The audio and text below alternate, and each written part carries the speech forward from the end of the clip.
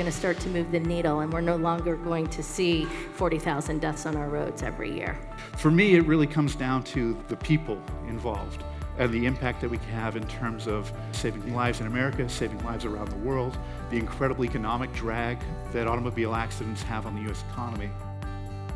When it comes to engineering design for safety, we never want our engineers to feel like they're done, right? There's no such thing as being done with safety.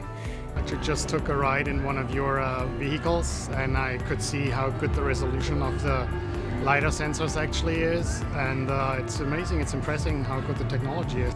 Well, in 2006, MAD created its campaign to eliminate drunk driving, and those 4 pillars are high visibility law enforcement, strong public support. The next would be automated vehicles.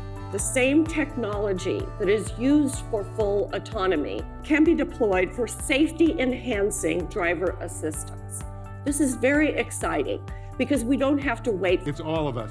Government needs to participate, developers need to participate, people with technology companies, legacy manufacturers, everybody needs to participate.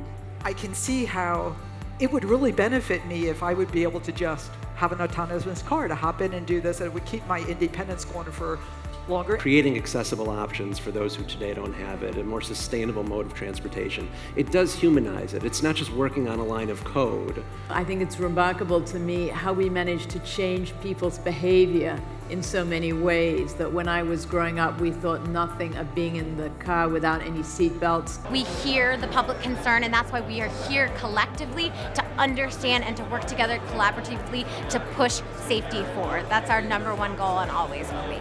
I gotta tell you, the hardest thing for me is watching that steering wheel move with nobody touching it. But I am confident enough after all the rides I've done, and it's a much better driver than me, and I'm totally comfortable letting it go.